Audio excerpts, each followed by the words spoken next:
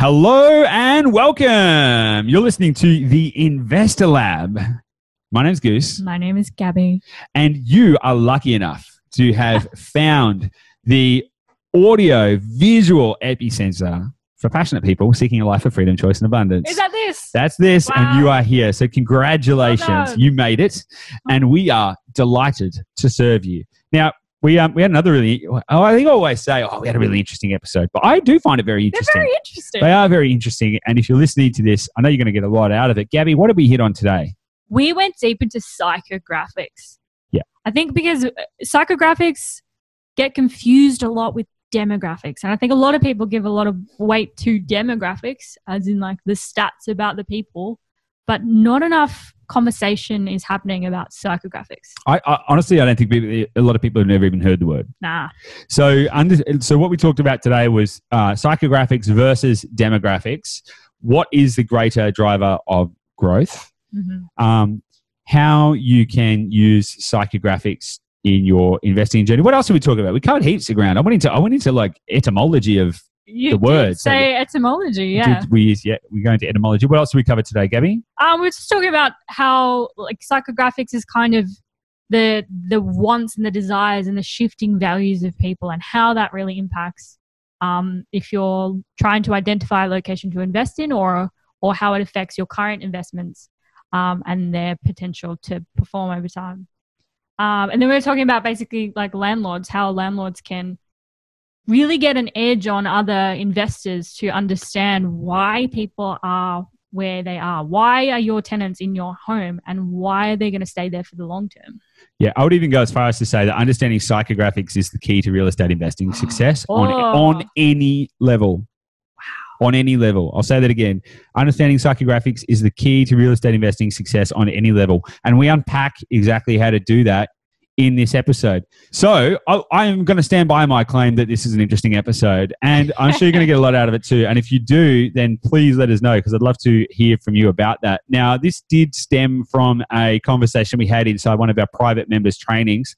And if you want to be able to participate in those trainings and get deeper, more integrated insight into how to advance your property journey and your personal wealth story, then just head to the investorlab.com.au/join the community. Now, this is really going to be a great episode for anyone who has an interest in really understanding the movements of people and markets and investing. I think if you're it's going to help if you're one of those people who loves looking at information and data points, but the real joy that you get out of it and the real thrill you get is actually connecting the dots and discovering the story between those dots, because I think that's what psychographics really is. Totally. So it's not just a big ramble. There's a lot of practical and tactical advice. We tell you where to go find some information, how to find all of this kind of stuff, and how to look at these kind of things. So there's a lot of practical advice in there. So if you really want to start to think with new paradigms, but then able to be able to act on those paradigms, this is going to be a great episode for you. So again, if you do want to find out some of the many ways that we can help your personal wealth journey, just head to theinvestorlab.com.au and participate. And if you like this, please share the love. Tell somebody else about it. Tell a friend. Like, share, subscribe, and do all of the good stuff. Thanks, guys. We'll see you on the inside.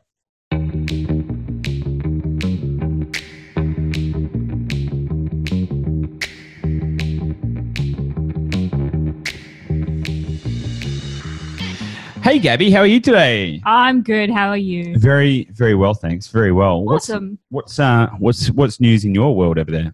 Over here. Over on that. All the way over on the that other side of the desk. On the other side of the podcast studio. Well, it is another lovely, crisp morning in Bondi Beach. There are birds chirping. It's a delightful day. So we're doing a little audio test in this podcast episode. So a little bit of feedback. So if you're watching the video, you might notice that we don't have these giant big black socks. He's very self-conscious of the socks. Well, no, they're huge, right? They're huge. And I don't know. I will say I've been watching other people's podcasts and I've been getting microphone envy, and I'm like, they all look so nice without the big black socks. We're working on it. We're working on Constant improvement every day. Yeah. Let us know if you notice any discernible audio. How is the audio now? So good. So good. Anyway, what are we going to be talking about today, Gabby? What's on the agenda? What's on the plate? Well, I personally, right, I think this is a very interesting topic. A little bit biased because I chose the topic. So we're going to talk about psychographics, which kind of came up through the last member training we did in our online membership. We did a location deep dive into somewhere that we're buying right now. And you touched on something really interesting that a lot of people have actually commented on since that training about the idea of psychographics layered with, demographics, but psychographics and how that indicates potentially a good place to invest and potentially a future strong prospect for capital growth.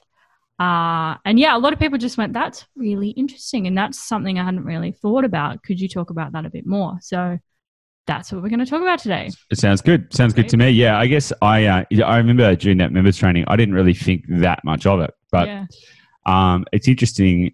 It's interesting when other people kind of point out thinking differences, because I love thinking. Yeah, you have a tendency to think about a lot of stuff in a lot of different ways, and it's not until people kind of point out, like, you know what, Goose, that really changed the way that I thought. Then you're like, oh, yeah, awesome. I think about that a bit differently. That's cool. I brought some value in that way. Yeah, I think that's if I'm really honest, I think that's the way that I bring value into this whole space. There's a lot of people that talk about property, and there's a lot of people who have got bigger portfolios, and there's a lot of different stuff. There's a lot of different ego metrics out there. And I'll never pretend to be anything I'm not. But one thing I do think I bring into the space is a different way to think about it. Yeah. So yeah, I'm excited actually to explore this idea of psychographics versus demographics. Awesome. Cool. So where do you want to start? I mean, there's a lot to unpack there. Yeah, for sure. All right. So I think the most obvious place to start is a comparison with demographics. So when we talk about demographics, what are we talking about generally? Okay, so let's take a little step back and let's go into etymology. Now, oh, good.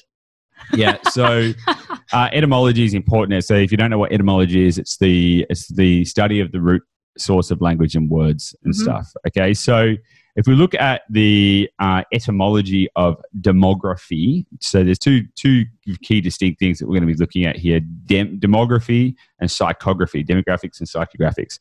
So demo or demotic is the branch, or demography is the branch of anthropology which studies life conditions by people and its vital social statistics. And that comes from demotic or demos, which means people, right? So it's the study of people. Mm-hmm. And it's the study of people statistics. Graphy in that context is about writing, recording a description. It's a process of writing a recording. So essentially, if you look at demography, you're looking at the recording of the statistical information of people. That's the easiest kind of way to bridge that. Mm-hmm. When you then say psychography, it is, again, graphy, the recording of, in some way, the psyche or the psychology. This is why it's psycho, right? So that's the mind, mental, spirit, unconscious, right? So this is essentially the two different studies and the way to think about it. Now, we'll go a little further and we'll kind of explain those differences a little more, because if you think about it like this, demographics is basically the kind of information you would get out of the census. So it's statistical. It's statistical data. It's stuff like age, gender, race, location, employment status, things like that. Mm-hmm. Psychographics is a little more about personality, values, principles, interests, lifestyles, so all of this kind of stuff. Now, there's a famous I'm just going to call him a famous negativist, Harry Dent. His whole seems to be his whole life purpose is to constantly talk about all the world ending, right? And if you say the world's going to end frequently enough, you may eventually get something right. Nonetheless, Harry Dent is an intelligent guy. He's just got a different perspective on the world that I have. But he kind of says, show me your demography and I'll show you your future, right? And this is his whole big thing. He talks about market crashes a lot. And if you trace Harry Dent's narrative back over the last 30 years, pretty much every year the world's going to end, right? Sounds right. economically and everything like that. But he hedges all of his thinking on demography, which is great, and it's super important. Like understanding the statistically relevant data for people, places, all of that stuff is critical. It's super, super important. However, I challenge Harry's perspective, and I don't say, show me your demography, show me your future. I say, show me your emotions, and I'll show you your future. Because the thing that drives behavior is not statistical data. The way I behave is not because I'm 34. The way that I behave is not because I'm in Bondi. You understand? So there's a complete totally disconnect from the statistically relevant data and the way people act. And sentiment drives intent. So you've got to kind of think, you could have a sample size of 1,000 people and lump them into demographic categories and say, okay, we're going to have people aged between 25 and 35, and we want them all to be of a Caucasian background and all to live in the Greater Sydney region. And how many different types of people do you think would be there? I mean, you and I would be in that group, and we're completely different people. Yes. We act in different ways. We think in different ways. Our emotions drive our behavior in different ways. What we want to buy is different. Our love language is different. The way we interact with our family is different. Our hopes, dreams, and desires in for the future, and whilst we share a common vision, we have different components of that. There's things I want that you don't, and there's things that you want that I don't. And together, we're on this journey together, and how wonderful. Love's great, isn't it? But this is the point that I'm making. If you just compare statistical data, you're going to give yourself a false sense of understanding about the people. Is this making sense? Is this relevant? Is this good for what you want? Yeah, for sure. Yeah. So I'm thinking of it, I think in an easy way to kind of really boil it down, it's like demographics are the what of what the people are, what their age is, what gender they are, what race they are, what their employment status is. It's the what, whereas the psychographics is more about the why and the story behind those people and what motivates them. Yeah, it's the human behavior element. Yeah.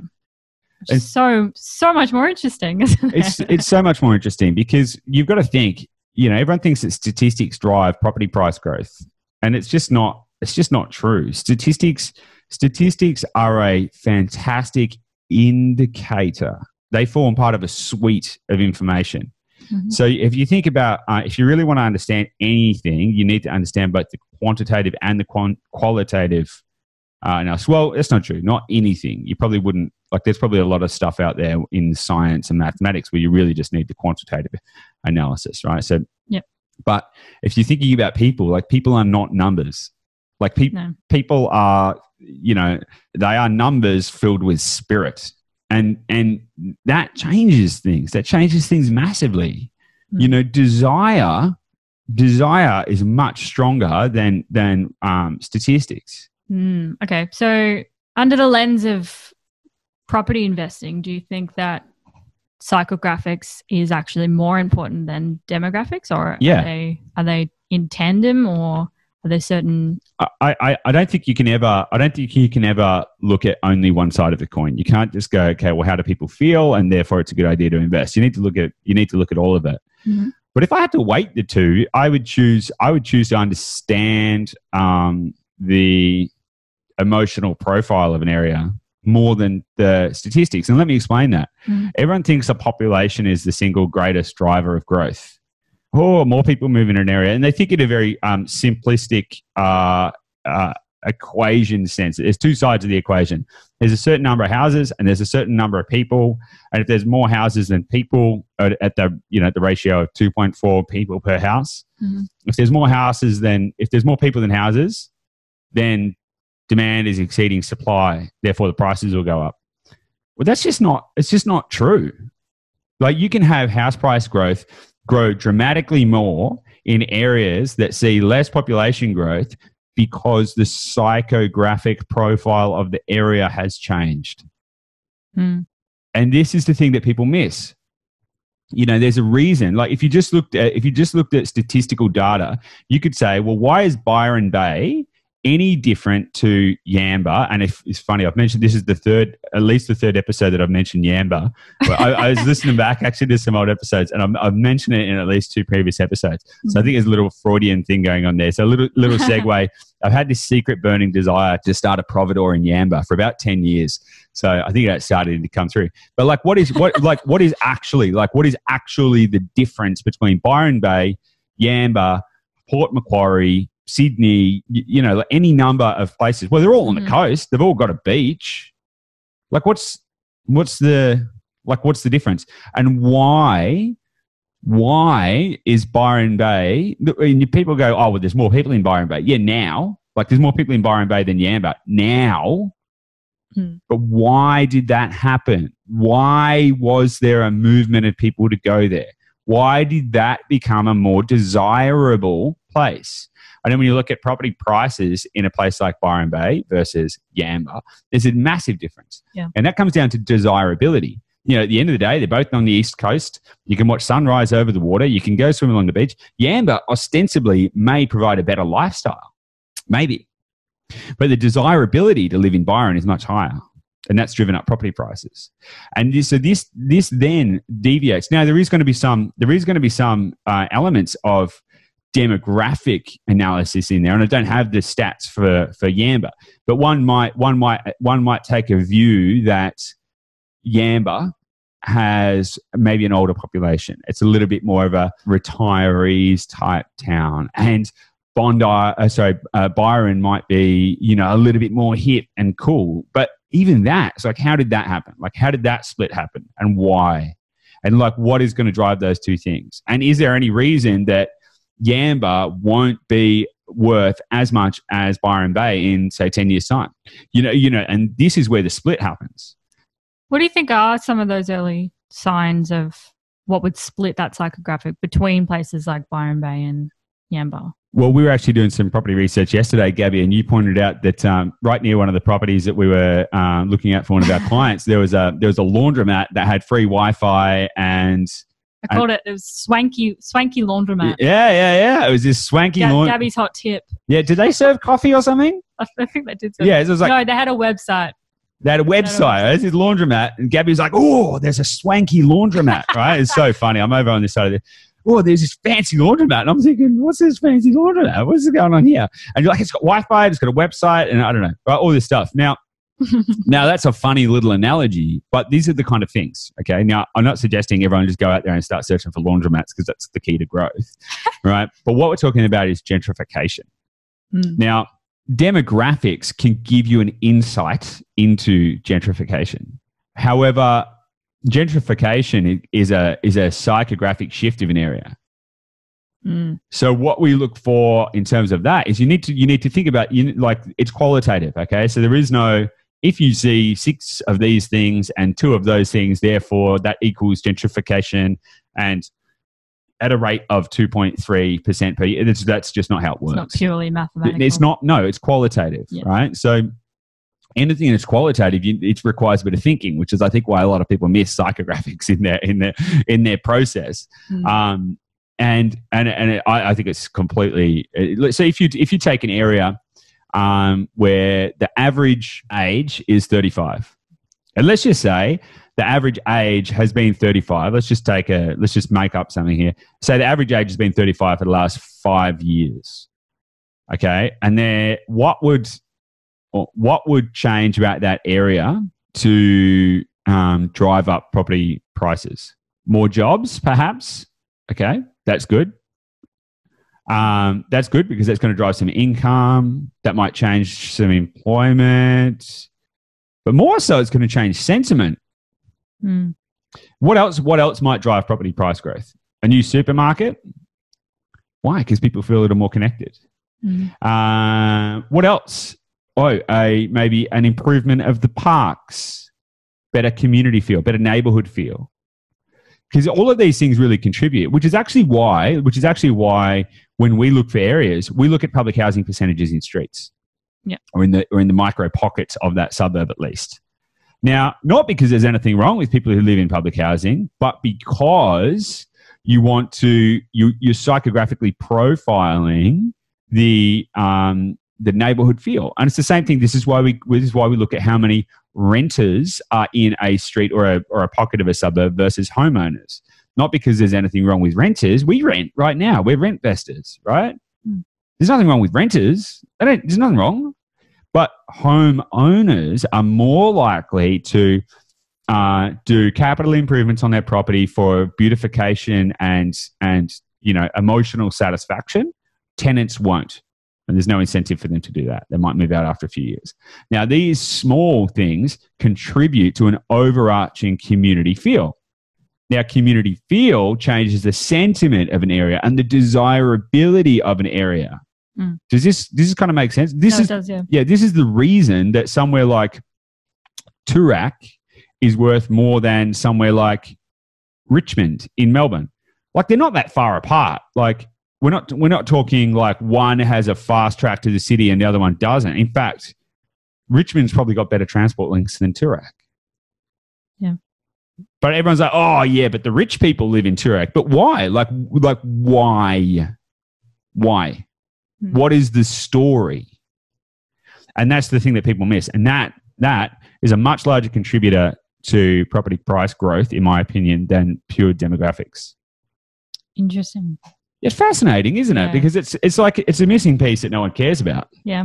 It's kind of the like if you've ever been to an area, like somewhere you're not familiar, and you go to a cafe and the coffee might cost $2, and it's almost pretty well correlated with the demand and house prices in the area. Yeah. Well, if you went into a cafe, whereas around here, people, it's normal to spend $5 on a coffee, and other people might make fun of that. Like, oh, you can move it to Bondi, you're going to spend $5 on a coffee. But you know that this area has a higher median price, and it's a higher psychographic area, I suppose. Yeah, 100%. Yeah, so you pointed out something really interesting there. You know, like if you go into a cafe and coffee's $2, you might think, oh my God, how cool, coffee's $2. But you also got to think, well, that's pretty cheap, isn't it? And you naturally, a part of you will go, what does that say either about the cafe or about the community? Yeah. And I guarantee you'll start to think, these are the nuance. These are the nuance differences. Many nuances. These are the nuanced differences.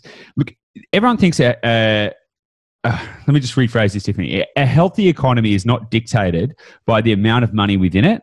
It's dictated by the speed at which that money moves around.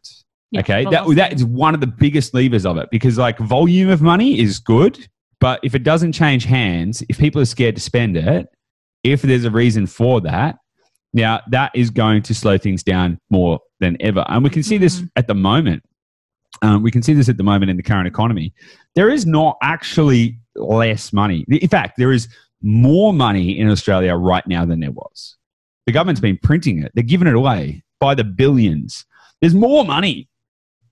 So why isn't everyone richer? Like why isn't everyone just spending heaps more money? Like why aren't we all like, yo, ScoMo's just handing out billions. Let's go shopping. Psychographics. Sentiment, right? So there's a couple of one of my favorite websites is a website called Trading Economics, which might sound a little dry. But I love data. Here's the thing. I love data, but I also love human psychology, right? And so trying to understand how those two things are layered in together. Like they don't live in separate houses. They sleep in bed together. Yep. And this is the thing. You know, if you think about that, you know, you can't make babies without two sides of an equation, and there are two halves to create this whole. If the picture is a whole, it's made up of two sides, and the sides are demographics and psychographics. Now, it's super, super interesting. In April, the Consumer Confidence Index, in March, the Consumer Confidence Index was 91.9. We don't need to go into how the numbers are calculated, but it was 91.9, which was kind of like fairly normalish. Mhm.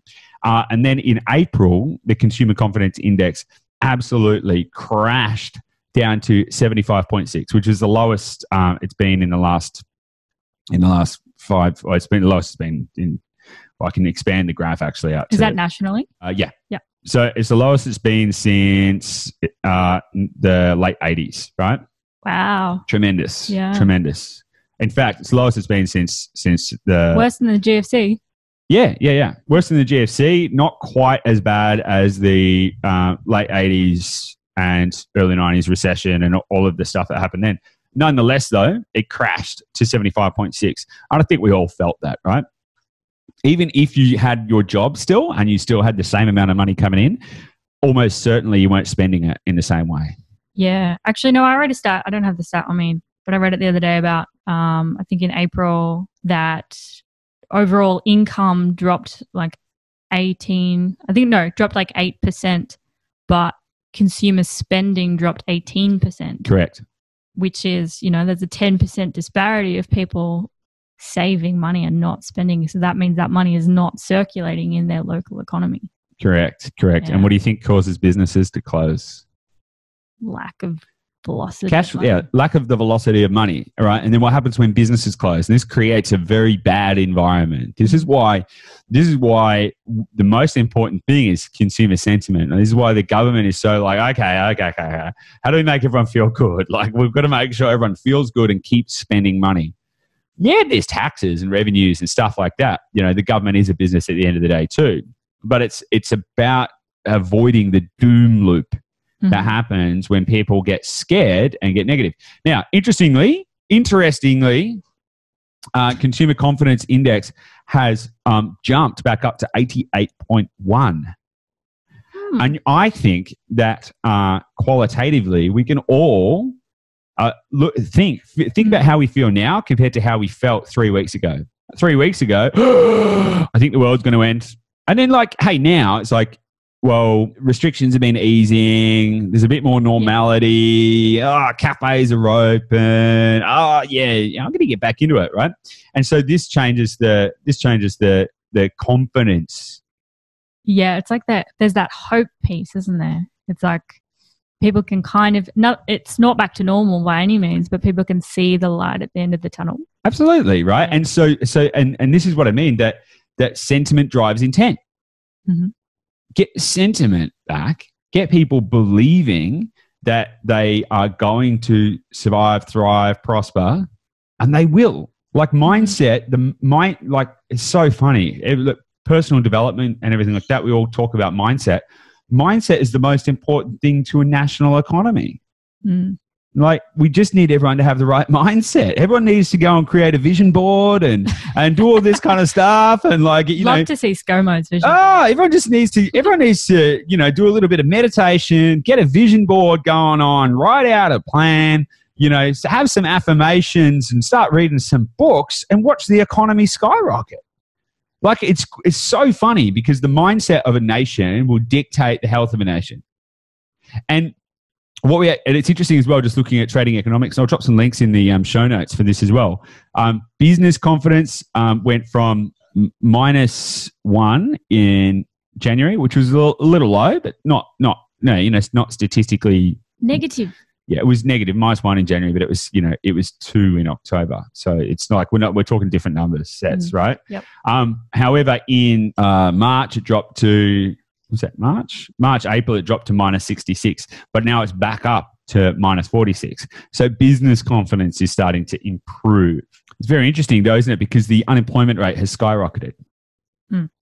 So what do those two things tell us? Unemployment has skyrocketed. That's a demographic. That's demographic. Unemployment, statistics, numbers, people out of work.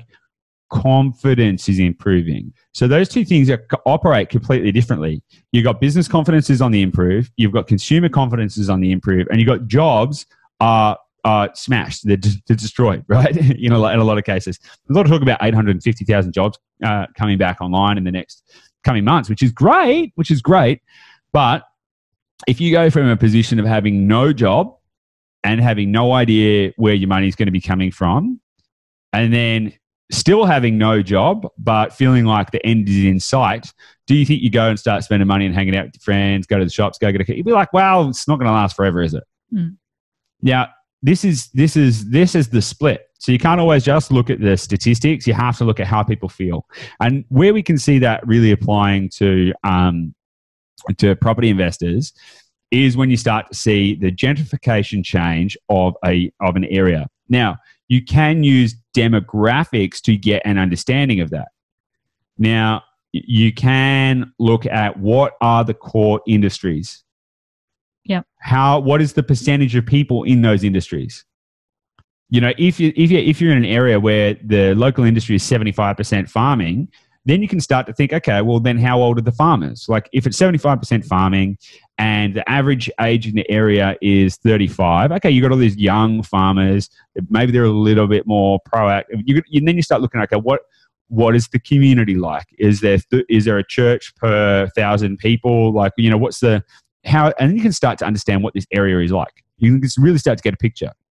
Vice versa, if you went to an area and it was like at 75% agriculture and the average age is 75, you'd be like, oh, like it's an area of old farmers. Mm. The same kind of thing applies when you're talking about any area. You can go, okay, well, how much of it is agriculture? How much of it is manufacturing? How much of it is construction? How much of it is professional services? How much of it is hospitality? How much of it is healthcare? And then you can start to go, okay, cool, because certain types of people gravitate towards certain types of jobs. You know, you can profile the types of people that work in those kind of sectors as well. And then you can start to look at the age. And okay, is it a young area? Is it getting younger or is it getting older? And look at the commerce plan. So look at the council commerce plan and go, okay, is there a plan to beautify the streets and to encourage new business? And, you know, and are there more cafes opening? Cafes are a great sign. Like cafes are a great indicator because we've got such a cafe culture in Australia, particularly in the millennial age group, you know, which is anywhere up to 40 now. You know, people like to go out and get a coffee. It doesn't make economic sense to do that. It doesn't make any sense to go to a cafe. It doesn't. It makes no sense. You can make a coffee at home. But everyone loves it because it's a little treat. It's a little thing that makes them feel a little bit sophisticated. It makes them feel a little bit cosmopolitan. And this is important, you know, because sentiment drives intent. Not only, okay, so what is the percentage split of how people are working, but also then how are they spending their time? Okay, so you then start to look at, okay, what are the community features that are encouraging people to want to be around here? Are there trees in the streets? Are there nice parks? Is it somewhere that they would raise their family, or is it somewhere that they're purely there for utility, right? And this is what starts to drive a lot of the change in an area. Yeah, okay. It's sounding like a big part of it is a switch from, I guess, quantity into quality of life. So it's more about like people are willing to spend a little bit more to have something a little bit nicer because they enjoy it a bit more. Well, I mean, you don't even need to try and hypothesize about this. Like, just tell me where. Like, anyone listening to this, just think about it. Where do you want to live? Like, do you want to live somewhere where you're scared of going outside? If you're a female, you don't want to be home alone. If you're a man, or a male, you don't want to leave your partner at home. Like, do you want to live in that kind of an area? No, of course not. You want to feel safe. You want to feel like you can, even if you don't have a dog, you want to be able to think, oh, I could get a dog and I could take him down to the park. Wouldn't it be fun? I'll throw the ball. And I love being so close to the shops. It makes me feel like I'm part of a community. Everyone wants to be part of a community. Everyone. The thing that is happening in this society is there's a greater disconnect than ever before.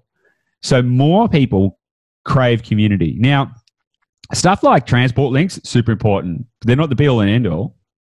You can have a house that is like, okay, it's 300 meters from a train station, and that's great. That's cool. That's cool. However, if you look at the profile of the area and you discover that no one catches the train because or very few people catch the train because very few people need that as a methodology to get to where they're working, and everyone else drives cars, then you can actually find that the convenience of that asset is irrelevant. Yeah. Or say like the median age is like 65, so they're all retirees and don't go anywhere. Yeah. They don't need to train. Yep. Yeah. Exactly. And so you've got to kind of look at all of these things together. And that's why I don't think there is a magic bullet. I think you need to look at how do people want to live. Yeah, it seems like an interesting plane of like shifting values between the people that live in an area. It's like if you can identify how their belief systems are changing or what they value and what they prioritize is shifting. Yep. That's just something really important to watch for, I suppose. 100%. But here's the thing. Don't just think it's all about whether it's got trees in the street and all of that kind of stuff. Affordability is important, right? So if we take a suburb like Goodna in Ipswich, now that's an area which is gentrifying. If you ask a local around there, someone from Ipswich area or even from the Brisbane area, they'll be like, oh, Goodna, what a dive, right? Mm-hmm. Because maybe that's how it's being perceived, because perception is a psychographic overlay, right? But nonetheless, affordability is driving younger people out there. Now, young doesn't mean anything, because I know plenty of people my age that are not desirable characters. I know plenty of people my age who are way more affluent and way more successful than I am. So age doesn't mean anything, right? Just because it's cheap and it attracts young people doesn't mean anything in and of itself. Mm. But what do those people do? And why are they moving there? Do they want to start a family? Are they working in professional services in Brisbane? Like, who are they and what are their needs and wants? Their hopes, dreams, desires, needs, wants, and fears. This is it. Mm. This is it in a nutshell. Now, what you're going to see is they're not going to come in and start changing the colours of the streets. It's not like you're going to have 5 30-year-old families with one kid coming in and starting 6 cafes and a mustache grooming tattoo shop, right? That's just not going to happen, right? But it happens over time, and this is gentrification, right? And so there are leading indicators that you can look for that are going to encourage this type of environment to happen. So typically, affordability is a very good thing, but only if it's supported by accessibility to the point of greatest utility. Now, that accessibility can come in a few different ways. It can come via road links, rail links, or otherwise. But you want accessibility to big features, because younger people have got different desires. Younger people do like to go to the city from time to time. They don't want to go there all the time. They want to know they can. They don't want to feel isolated. And they don't want to feel isolated in a new place that they're not familiar with, right? So you've got all these kind of different overlays there and how they're spending their time. So affordability is a good indicator. And you can kind of look at the median prices of areas surrounding an area and go, okay, well, is this pocket more affordable than those pockets and why? Look at public housing percentages. Look at the percentage of renters. But even percentage of renters, see, some real estate pundits will say that the percentage of renters is going to drive property price growth. Like, oh, you must invest in an area, high owner-occupier appeal, and it must be at least 80% owner-occupiers, or something like that. They'll wheel out these kind of statistics. If you look at Bondi, the amount of renters in Bondi is huge. Like I don't have the stats in front of me, but I could look them up. The percentage of renters is way higher, insane, like crazy, phenomenally higher than any respectable real estate person would say is acceptable. However, it's also blue chip, high growth, and all of this kind of stuff, right? And the reason, and there's like many reasons for that. And even looking at Bondi, for example, there's no train links to Bondi. There's train to Bondi Junction. From where we are, though, it's like 4 or 5 kilometers to the train station. So if you think about people who say, oh, yep, you got to be within 500 meters of a train station, and it can only be 10% of our renters in the street and all of that kind of stuff, they're not taking into consideration how people are acting and behaving and what they really need and want and why they're there, But there's bus links. Okay, there's bus links. Do we ever catch the bus? No. Like, people who live in Bondi barely leave Bondi. Like, there's not that much need. It's got everything they want. They moved there because it's close to the beach and there's good cafes. Easy. Like, so you don't need to overthink this either. You just need to kind of look at why are people moving there? What is their driver? And how is that going to change an area from what it was to what it could be? Because that's the transition. That's where you get growth. The growth doesn't happen because all of a sudden there's more houses. And people don't just move somewhere just because. They don't just decide. They're just going to go, oh, I'm just going to move there. They move there for a variety of reasons. They bring with them their own hopes, needs, desires, dreams, wants, and fears. And then they apply that into an area. And then when you see an area transition, that is when you see the most growth. So that's what you want to look for. Do I believe that this area is going to transition from what to what and why? It's just so interesting. It's all very. We love psychology, and the deeper you can practice these critical thinking like philosophies in applying it to real estate investing and your general life, the better you can understand people that you interact with and have connections with, the more prosperous you'll be in whatever you're trying to achieve. Yeah, because can I just say, like, this isn't just woo-woo stuff. Like, this is really practical. Like, if you buy a house and you're like, I'm going to renovate it, and well, who are you going to renovate it for? Like, who's your target market? Mm-hmm. As a real estate investor, you're a business owner, and your tenants are your clients. Right? So you got to go, who's my dream client? What is their profile? If anyone in business who hasn't done a dream client profile in some degree, who are they? What's their age? What do they think like? Where do they hang out? How do they act? You're missing something, right? So, and it's the same thing goes for real estate investors. If you are going to renovate a property, who are you renovating it for? And this will dictate whether you overcapitalize or undercapitalize. You know, so many people will buy a property and then they'll renovate it because they'll go, oh, I love marble bench tops. I want one in my home. And the people there might not care about marble bench tops. Yeah. And you can overcapitalize. And then you can waste your money. And then this is how people fail at renovations, because they don't understand the psychographic profile of the area. Vice versa, you could be like, I'm going to do a subdivision. And because I can build apartments or units or whatever, I'm going to build as many units as I can. I'm going to build, let's say 6 one-bedroom units with no backyards. They don't need backyards. I can get more boxes there. You might find no one in that area wants to live in a box. And that's the wrong product. You're bringing the wrong product to market because you haven't paid attention to what people want, right? What people want. They're just not numbers, right? So you might find, I've got a 1,000 square meter block. I could split that up into, 6 townhouses, 6 2-bedroom townhouses. But is there enough demand for that? Maybe you are better off financially to bring a better product to market that is more suited to the market. And maybe it's going to be 3 3-bedroom houses on 300 square meter blocks with a small backyard with a medium quality finish that is, very, very simple product to bring to market because that might be better for the market. But until you take the time to consider what that market needs and what the psychographic profile is of that market, you run a very high risk of taking the wrong product to market.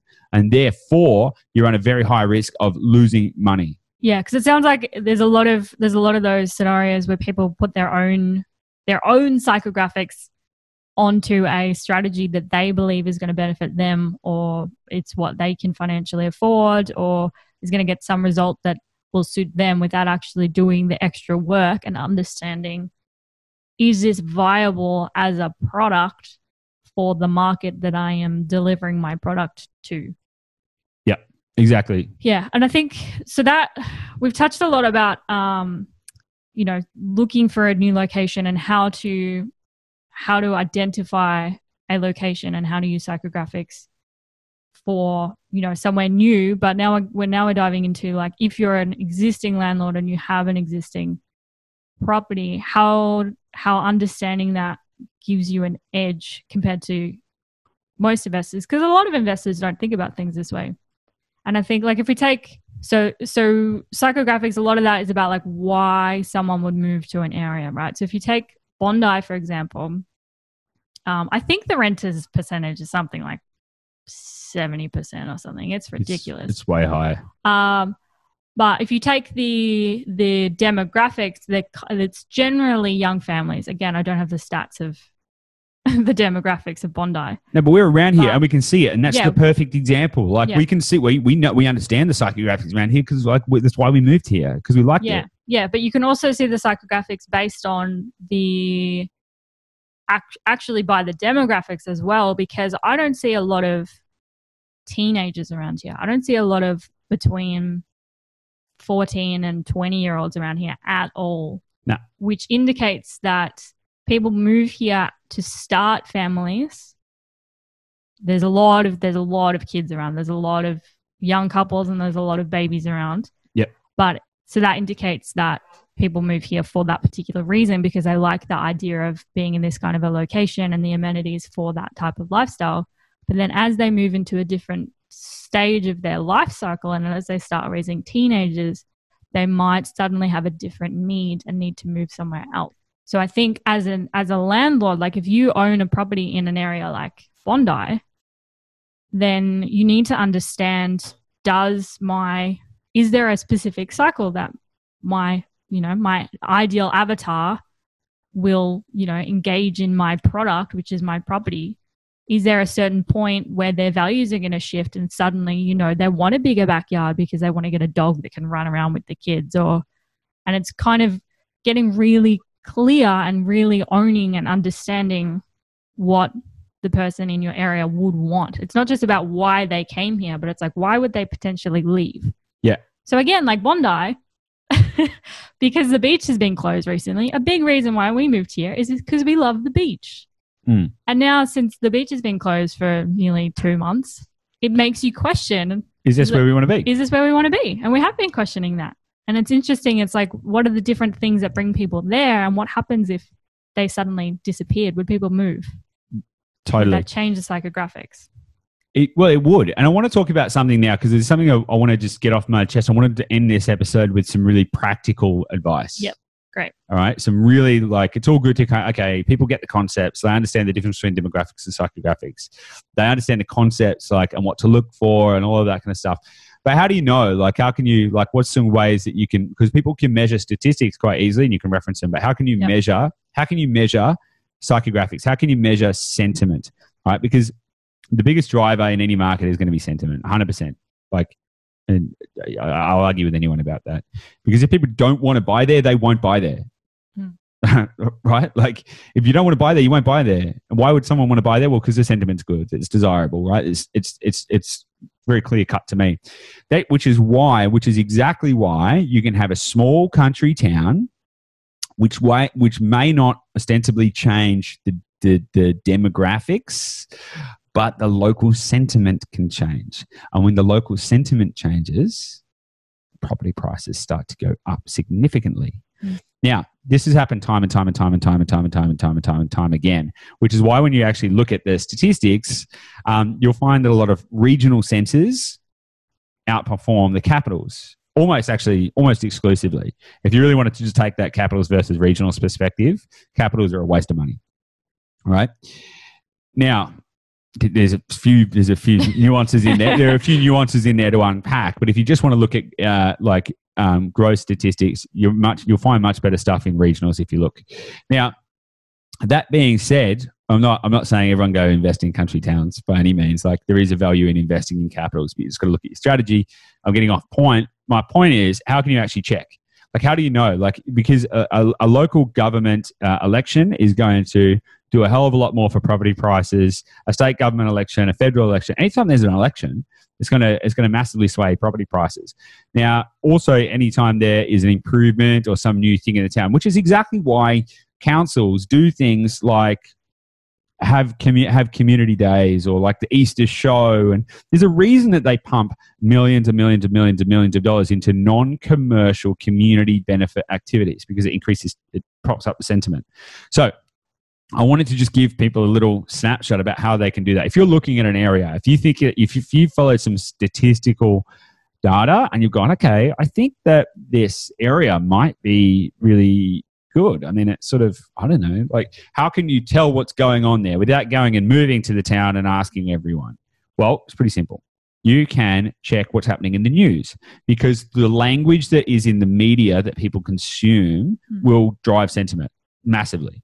You know, if the media is saying the world's going to end, you're all going to die, then naturally everyone's like, oh my God, the world's going to end and we're all going to die. If the media is saying, how great is our town? Darren, just down the road, just found the world's largest earthworm, and Mary has grown the biggest pumpkin that we've seen in the last 10 years, and she's going to have it on display down at the local community market. How good is our community? How good is life? People are going to be like, yes, Tazza, show us your big worm, right? And it's going to change, and it's going to change the sentiment, right? It does. Look, it does. It just does, all right? And so if you want to get a snapshot on that, here's a little tip. Just go to google.com.au/alerts. google.com.au/alerts. Now, if you want to understand what's going on in a town, literally just go in there. You can create an alert about an area. So let's just say the area is, I don't know, Narrabri, right? I knew that was coming. Yeah. Let's say it's Yamba, right? We all love Yamba, right? Put in Yamba, and then you'll get an alert. You can set daily, weekly, how often you want to get alerts about it, but you can get an alert direct to your inbox, which will tell you any news stories that mention Yamba. And over time, when you do your research, you'll go, okay, are these good stories? Are they bad stories? You'll also pick up really interesting things that you probably didn't know about projects, about politics, about, whatever. And this is what's going to give you an insight into the people and the way they think. Yeah, you mentioned something interesting there as well. It's not so much about what the news outlets say, but how they're saying it. Yeah, it's totally the I don't know, the essence that comes out when they're in the way that they speak about their area. Yeah, it's all in the language patterns. Right, yeah. and the way that the media talks about an area is the way that people think about the area. So. Yeah. I like to think of this as well. It's something to look out for, because psychographics it's a marketing skill, right? Marketers and businesses that practice marketing spend a lot of resources understanding the psychographics of their market and their potential clients and customers. So I like to think of looking for other businesses and other entities that are already spending a lot to understand the psychographics of the area. And they're already they might be 5, 6, 7 steps ahead of everyone else because they're dedicated to understanding this and predicting it before everyone else. So if you think about on a micro level, I like the idea of if there's new developments coming up in your area, really understanding what style changes they're bringing in. So if it's a little estate, what kind of facilities are they bringing in? Are they planning a yoga studio? Is there more backyard space? Is there, if it's an apartment building, is there a cinema, or is there a shared office space in there? And the idea of that is they don't do that because it's, out of the kindness of their heart. Developers don't do that really. They do it because there's a demand for that kind of facility. So I just think of that. I think of it from a marketing perspective. It's interesting to look out for the businesses and the other people that do a lot of marketing, and they're usually 5 steps ahead of predicting the psychographic changes. Yeah, because they do the market research, they do the surveys. They go, "What are you missing?" They spend billions on it. Yeah, they spend billions on understanding what type of shopping strips they're going to put in that development and why. Yeah. Because you see, recently, you'll see there's more that have more outdoor space, and they'll have strips of shops in that development. And there'll be trees inside, and there's these shifts to quality over quantity, I suppose, versus you might go in an area that's not a good growth prospect, that just have the cookie cutter development land estates that don't really care about investing in things that will improve the quality of their life. Yeah. Indeed. Awesome. Well, look, I hope this episode's been practical and helpful. And you're right, this all stemmed from a comment or a small part in one of our members' trainings inside our membership site. So if you do want to join that community so you can be exposed to more of these kind of conversations and deep analysis and robust advancements of your own methodology, just head to theinvestorlab.com.au/join the community.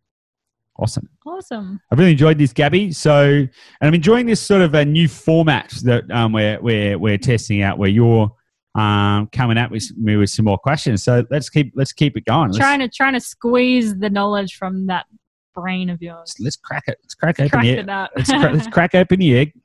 See what comes out. All right, guys. Thanks for joining us today. We hope you've enjoyed it. If you have enjoyed this, please share it with someone. Just one person. If everyone shared it with one person, that would be really, really amazing. We are passionately dedicated to empowering Australia's real estate investors and advancing people's real estate journey. And this is just one way that we do that. And if this has been of value to you, if you found any interesting part in it, please just share it around. It doesn't cost anything to share it. It means a hell of a lot to us. It's hugely important to us sharing our message and spreading what we do. So also make sure you subscribe and like and do all of that kind of stuff. If you're watching it on YouTube, give us a little hoorah down the bottom. Whatever it is, interact, because the interaction means a lot to us. And it also means that we can spread our message further. So it's super, super cheap, super free. You can just like, share, tell a friend. Just click the thumb. Yeah, I mean, it doesn't cost anything.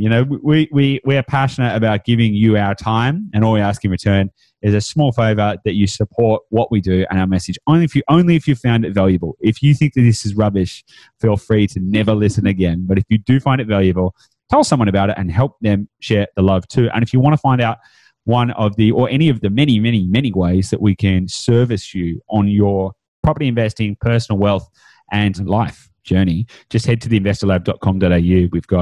We've got books, we've got the podcast, we've got free resources, we've got community, and also you can work with us to do it all for you if you want to buy as agent, because that's what we do too. So we can go buy your house. If you would like an investment property and don't want to do any of the work and can't be bothered trying to understand psychographics, we'll do the work for you. We'll do the work for you. We do it every day and we love it. So feel free to get in touch with us there. We'd love to help you too. We'll see you on the inside. Awesome. Thanks for joining us. Appreciate it. Thanks. Bye. See you guys.